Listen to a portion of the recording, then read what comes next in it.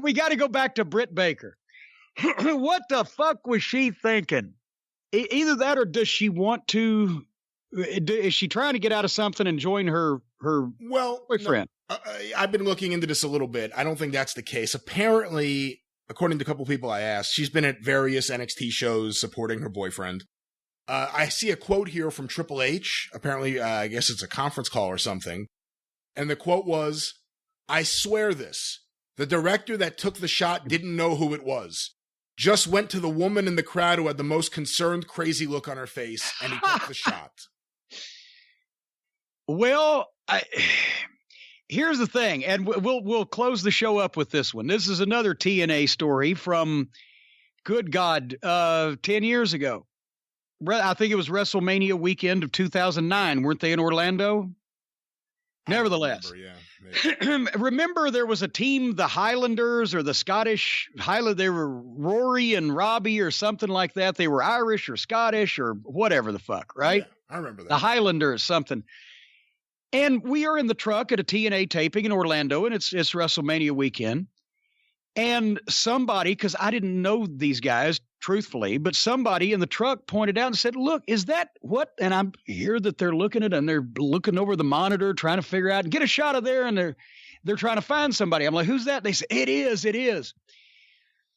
One of these guys who was at the time on the WWE roster, or was it WWF back then, whichever, was sitting out in the crowd watching the matches. And well, what the fuck? And we were gobsmacked that anybody could be this stupid.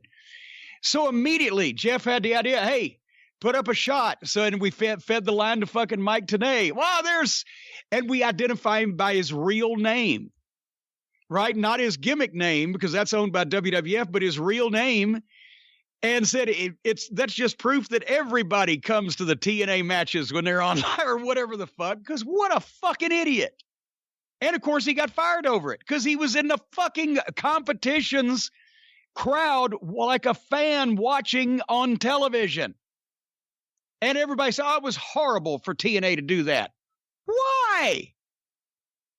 What the fuck? In the 80s, do you think fucking Hogan would have stopped by to a Crockett show in Greensboro and sat in the fucking bleachers and watched Flair's match? So I don't care. I'm happy that they're a happy couple.